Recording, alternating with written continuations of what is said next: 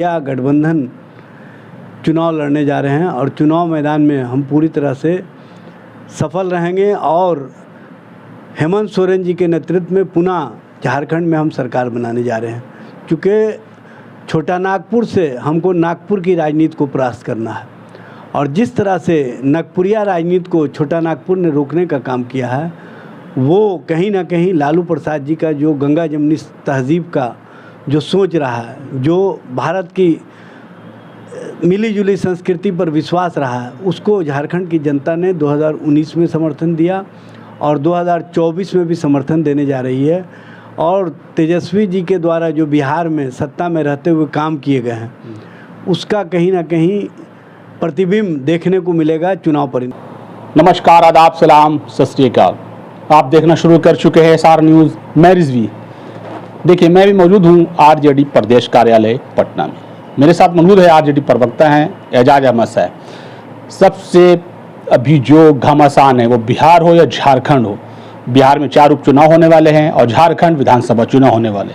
लेकिन झारखंड में जिस तरीका से कहा जा रहा है कि वहाँ आरजेडी तेजस्वी प्रसाद यादव को भाव मतलब इज्जत, उसकी कदर नहीं की गई, उन्हें कहीं न कहीं नेगलेक्ट, कहीं न कहीं उनको मतलब इज्जत जो बोला जा सकता है टिकट के महत्व के हिसाब से, राजनीति के महत्व के हिसाब से उनको नहीं मिला। क्या ये सही है?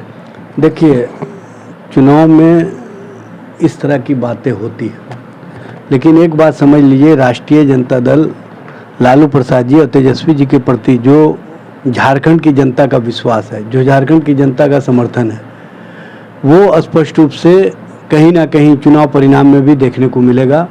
और इंडिया गठबंधन पूरी मजबूती के साथ, पूरे एकजुटता के साथ, पूरे विचारों के साथ हम लोग सभी पार्टियां मिल करके इंडिया गठबंधन चुनाव लड़ने जा रहे हैं और चुनाव मैदान में हम पूरी तरह से सफल रहेंगे और हेमंत सोरेन जी के नेतृत्व में पुनः झारखंड में हम सरकार बनाने जा रहे हैं। क्योंकि छोटा नागपुर से हमको नागपुर की राजनीति को परास्त करना है और जिस तरह से नागपुरिया राजनीति को छोटा नागपुर ने रोकने का काम किया है, वो कहीं ना कहीं लालू प्रसाद जी का जो गंगा जमुनी तहजीब का जो सोच रहा है, जो भारत की मिली जुली संस्कृति पर विश्वास रहा है, उसको झारखंड की जनता ने 2019 में समर्थन दिया और 2024 में भी समर्थन देने जा रही है। और तेजस्वी जी के द्वारा जो बिहार में सत्ता में रहते हुए काम किए गए हैं, उसका कहीं ना कहीं प्रतिबिंब देखने को मिलेगा चुनाव परिणाम में।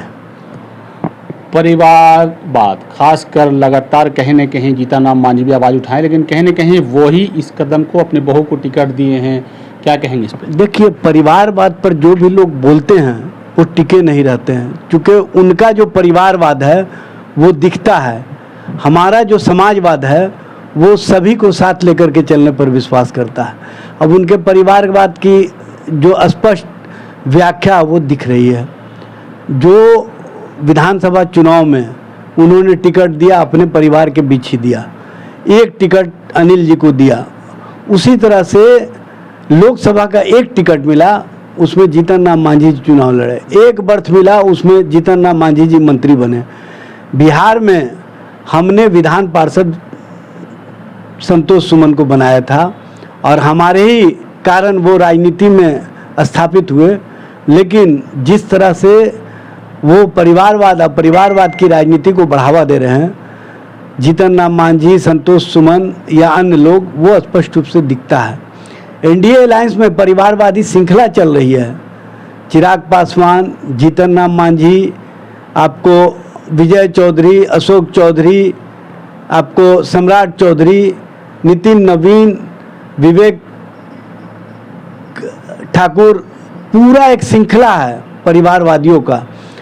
आपको रविशंकर प्रसाद, ये सब लोग परिवारवादी हैं, लेकिन राजनीति में एड़ी ऊंचा कर कर के इस तरह की भाषा इस्तेमाल करते हैं, जैसे लगता है कि ये लोग परिवारवाद के रूप में परिवारवादी राजनीति से आ ही नहीं है। इस तरह की राजनीति करने वाले लोग कहीं ना कहीं इस बार अपने ही सवालों के घेरे में फंस गए हैं, इसीलिए ये लोग जवाब नहीं दे पा रहे।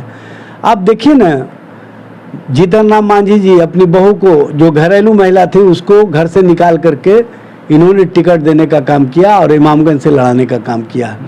उसी तरह से भारतीय जनता पार्टी ने जो वहाँ पर पांडे को उम्मीदवार बनाया है, प्रशांत पांडे को। वो भी परिवारवाद के ही सदस्य हैं, उनके पिताजी विधायक रहे हैं।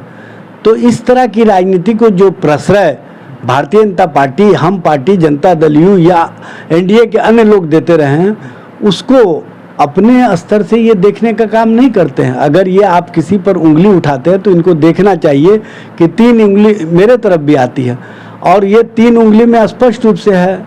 एक तो भारतीय जनता पार्टी के अंदर जो परिवारवादी राजनीति है, दूसरे हम पार्टी है, तीसरे लोक जनशक्ति पार्टी है, और चौथे जनता दल यू के अंदर जो परिवारवादियों का जमावड़ा है। तो इस तरह की राजनीति करने वाले लोग को पता होना चाहिए कि हमने जो टिकट दिया है, जैसे बेलागंज से जो टिकट दिए हैं, वो युवा राजद के 10 वर्षों से सदस्य रहे, संघर्ष और आंदोलन में रहे, कार्यक्रमों में रहे, और हर जगह पार्टी के नीति या विचारों के अनुसार काम किए। उसी तरह से अजीत जी जनता दल यू में थे, उनको पार्टी की ओर से लाया गया, तो उनको सम्मान करने का और सम्मान का सोच जो हमारा दृष्टि है वो स्पष्ट रूप से है, क्योंकि वो विचारशील व्यक्ति हैं और विचारों से ओतप्रोत राजनीति करते हैं, तो उनको स्थान दिया गया है। ये अब इस तरह से लोग जो परसेप्शन खड़ा करते हैं, ये बात हकीकत है कि वो किसी परिवार के सदस्य हैं, लेकिन ये भी तो देखना चाहिए कि उनका योगदान, उनका संघर्ष, उनका आंदोलन, उसको हम कमतर करके राजनीति में अगर परिवार की श्रृंखला में जोड़ करके देखेंगे तो ये कहीं से उचित नहीं होगा। उनके संघर्ष, आंदोलन, उनके कार्यक्रम, उनके विचार और उनकी सोच को पार्टी ने कहीं ना कहीं महसूस किया, इसीलिए राष्ट्रीय अध्यक्ष जी ने, तेजस्वी जी ने सभी से विचार विमर्श करके उनको टिकट दिया है, और हम चारों सीट जीतने जा रहे हैं। इस उपचुनाव के बाद बिहार में परिवर्तन और कहीं ना कहीं बदलाव की राजनीति का आगाज देखने को मिलेगा, और 2025 में तेजस्वी जी के नेतृत्व में बिहार में बदलाव होगा, यह स्पष्ट रूप से बिहार और बिहार की जनता का विश्वास है।